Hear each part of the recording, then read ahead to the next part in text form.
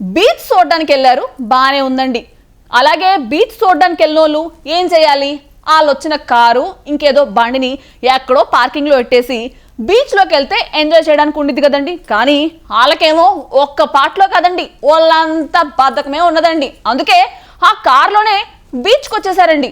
ఆ ఇసుకలో అదెందుకు ముందుకెళ్ళిద్ది, నేను అస్సలు కదలని మొరాయించేసిందండి. కానీ పొరపాటున ఆ చుట్టుపక్కల ఎవ్వరూ లేకపోతే పరిస్థితి ఏంటో ఒక్కసారి ఆలోచించుకుంటే పిచ్చి ఎక్కడం ఖాయమండి. అందుకే ఇలాంటి విషయాల్లో కూసంత ఒళ్ళు జాగ్రత్త పెట్టుకోవాలండి.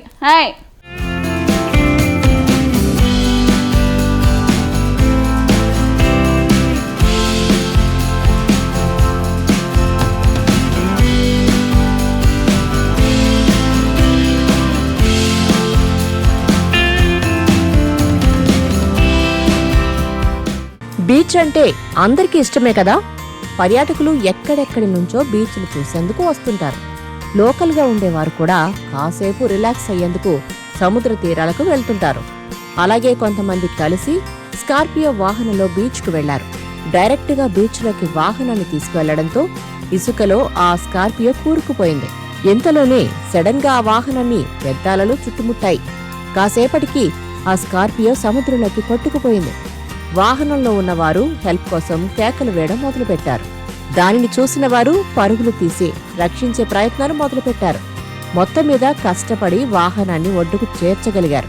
ఈ ఘటన ముంబైకి 70 కిలోమీటర్ల దూరంలోని కలంబ్ బీచ్ వద్ద జరిగింది. ఈ వీడియో క్లిప్ సోషల్ మీడియాలో వైరల్ అయింది. కలంబ్ బీచ్ కు కొందరు పర్యాటకులు స్కార్పియోలో వెళ్లారు. కాగా బీచ్ నుంచి సముద్ర తీరంలోకి కొంత దూరం వరకు ఆ స్కార్పియోను నడిపించారు. అలా వెళ్తుండగా సడన్ గా వాహనం ఇసుకలో ఇరుక్కుపోయింది.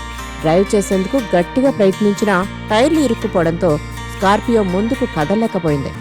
ఎంతలో భారీ అలలు వచ్చాయి. వాహనాన్ని ముంచెత్తింది. అలల తాకిడికి స్కార్పియో మెల్లగా సముద్రంలోకి కొట్టుకుపోవడం మొదలైంది. ఒక పక్క అలల హోరు, మరో పక్క సహాయం కోసం వాహనంలో ఉన్నవారి అరుపులు. చుట్టూ ఉన్న వారికి ప్రమాదం కనిపించింది. బీచ్లో ఉన్న స్థానికులు హెల్ప్ కి రెడీ అయ్యారు. స్కార్పియోకు తాడు కట్టి బయటకు లాగేందుకు గట్టిగా ప్రయత్నించారు. సముద్రపు అలలు హెల్పింగ్ కు వచ్చిన వారి మధ్య టగ్ ఆఫ్ వార్ జరిగిందని చెప్పాలి. చివరకు వారంతా శ్రమించి ఆ వాహనాన్ని సముద్రం నుంచి బీచ్ ఒడ్డుకు లాక్కొచ్చారు. అందులోని వ్యక్తులు కూడా సురక్షితంగా బయటపడడంతో వారికి పెద్ద ప్రమాదం